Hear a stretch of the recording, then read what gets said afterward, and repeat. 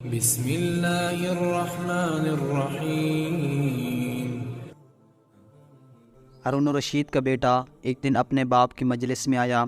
اس کے پاس وزراء، عمراء سب جمع تھے اور لڑکے کے بدن پر ایک کپڑا معمولی اور سر پر ایک لنگی بندھی ہوئی تھی۔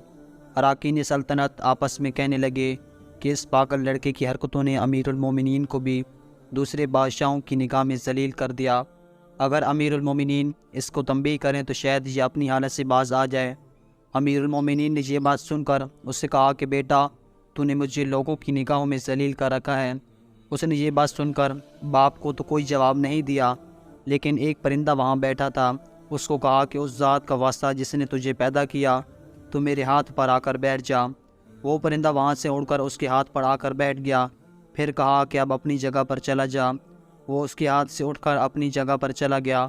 اس کے بعد اس نے عرض کیا، ابا جان، اصل میں آپ دنیا سے جو محبت کر رہے ہیں اس نے مجھے رسوا کر رکھا ہے۔ اب میں نے یہ ارادہ کر لیا کہ آپ سے جدائی اختیار کر لوں۔ یہ کہہ کر وہ وہاں سے چل دیا اور ایک قرآن شریف صرف اپنے ساتھ لیا۔ چلتے ہوئے ماں نے ایک بہت قیمتی انگوٹھی بھی اس کو دے دی کہ احتیاج کے وقت اس کو فروخت کر کے کام میں لائے۔ وہ یہاں سے چل کر بصرہ پہنچ گیا اور مزدوروں میں کام کرنے لگا۔ ہفتہ میں صرف ایک دن مزدوری کرتا اور 8 دن تک وہ مزدوری کے پیسے خرچ کرتا اور 8ویں دن پھر مزدوری کر لیتا اور 1 درہم اور 1 دانک یعنی درہم کا چھٹا حصہ مزدوری لیتا۔ اسے کم یا زیادہ نہ لیتا، 1 دانک روزانہ خرچ کرتا۔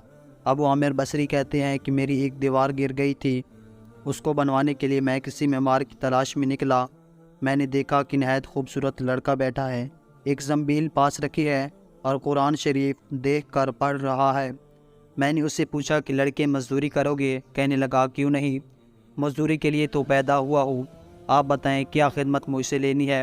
میں نے کہا، گارے، مٹی، تعمیر کا کام لینا ہے۔ اس نے کہا، 1 درہم اور 1 دانک مزدوری ہوگی اور نماز کے اوقات میں کام نہیں کروں گا، مجھے نماز کے لیے جانا ہوگا۔ میں نے اس کی دونوں شرائطیں منظور کر لیں اور اس کو کام پر لگا دیا۔ مغرب کے وقت جب میں نے دیکھا تو اس نے 10 آدمیوں کا کام کیا۔ میں نے اس کو مزدوری میں 2 درہم دیے۔ اس نے شرائط سے زیادہ لینے سے انکار کر دیا، 1 درہم اور 1 دانک لے کر چلا گیا۔ دوسرے دن میں پھر اس کی تلاش میں نکلا، وہ مجھے کہیں نہ ملا۔ میں نے لوگوں سے تحقیق کیا کہ ایسی صورت کا ایک لڑکا مزدوری کیا کرتا ہے، کسی کو معلوم ہے؟ لوگوں نے بتایا کہ وہ ہفتہ میں صرف 1 دن ہی مزدوری کرتا ہے، اس سے پہلے تمہیں کہیں نہیں ملے گا۔ مجھے اس کے کام کو دیکھ کر ایسی رغبت ہوئی کہ میں نے 8 دن اپنی تعمیر بند کر دی اور ہفتہ کے 1 دن جس دن وہ کام کیا کرتا تھا اس دن اس کی تلاش کو نکلا۔ وہ اسی طرح بیٹھا قرآن شریف پڑھتا ہوا ملا۔ میں نے سلام کیا اور مزدوری کرنے کا پوچھا تو اس نے وہی پہلی 2 شرطیں بیان کی۔ میں نے منظور کر لی، وہ میرے ساتھ آ کر کام میں لگ گیا۔ مجھے اس پر حیرت ہو رہی تھی کہ پچھلے ہفتہ اس کو اکیلے اس نے 10 آدمیوں کا کام کس طرح کر لیا۔ اس لیے اس مرتبہ میں نے اسی طرح چھپ کر کہ وہ مجھے نہ دیکھے اس کا کام کرنے کا طریقہ دیکھا تو یہ منظر دیکھا کہ وہ ہاتھ میں گارا لے کر دیوار پر ڈالتا ہے اور پتھر اپنے آپ ہی ایک دوسرے کے ساتھ جڑتے چلے جاتے ہیں۔ مجھے یقین ہو گیا کہ یہ کوئی اللہ کا ولی ہے اور اللہ کے اولیاء کے کاموں کی غیب سے مدد ہوتی ہے۔ جب شام ہوئی تو میں نے اس کو 3 درہم دینا چاہے، اس نے لینے سے انکار کر دیا کہ میں اتنے درہم کا کیا کروں گا، اور 1 درہم اور 1 دانک لے کر چلا گیا۔ میں نے 1 ہفتہ پھر انتظار کیا اور تیسرے ہفتے کو پھر میں اس کی تلاش میں نکلا، مگر وہ مجھے نہ ملا۔ ایک شخص نے بتایا کہ وہ 3 دن سے بیمار ہے، فلاں ویرانہ جنگل میں پڑا ہے۔ میں نے ایک شخص کو اجرت دے کر اس پر راضی کیا کہ وہ مجھے اس جنگل میں پہنچا دے۔ وہ مجھے ساتھ لے کر اسی جنگل ویران میں پہنچا تو میں نے دیکھا کہ وہ بے ہوش پڑا ہے، آدھی اینٹ کا ٹکڑا سر کے نیچے رکھا ہوا ہے۔ میں نے اس کو سلام کیا، اس نے جواب نہ دیا۔ میں نے دوسری مرتبہ سلام کیا تو اس نے آنکھ کھولی اور مجھے پہچان لیا۔ میں نے جلدی سے اس کا سر اینٹ پر سے اٹھا کر اپنی گود میں رکھ لیا۔ اس نے سر ہٹا لیا اور چند شعر پڑھے جن کا ترجمہ یہ ہے، میرے دوست، دنیا کی نعمتوں سے دھوکہ میں نہ پڑ، عمر ختم ہوتی جا رہی ہے اور یہ نعمتیں سب ختم ہو جائیں گی۔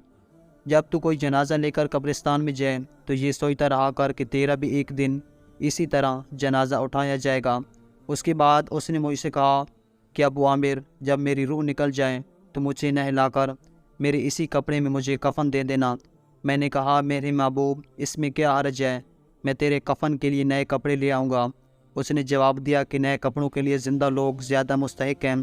یہ جواب حضرت ابوبکر صدیق کا جواب ہے۔ انہوں نے بھی اپنی وصال کے وقت یہی فرمائش کی تھی کہ میری انہی چادروں میں مجھے کفن دے دینا، اور جب ان سے نئے کپڑے کی اجازت چاہی تو انہوں نے یہی جواب دیا۔ لڑکے نے کہا کہ کفن تو نیا ہو یا پرانا، بہرحال وہ سیدھا ہو جائے گا۔ آدمی کے ساتھ تو صرف اس کا عمل ہی رہتا ہے، اور یہ میری لنگی اور لوٹا قبر کھودنے والے کو مزدوری میں دے دینا، اور یہ انگوٹھی اور قرآن شریف ہارون الرشید تک پہنچا دینا، اور اس کا خیال رکھنا کہ خود انہی کے ہاتھ میں دینا، اور یہ کہہ کر دینا کہ ایک پردیسی لڑکے کی یہ میرے پاس امانت ہے، اور وہ آپ سے یہ کہہ کر گیا کہ ایسا نہ ہو کہ اسی غفلت اور دھوکہ کی حالت میں آپ کو موت آ جائے۔ یہ کہہ کر اس کی روح نکل گئی۔ اس وقت مجھے معلوم ہوا کہ یہ لڑکا شہزادہ تھا۔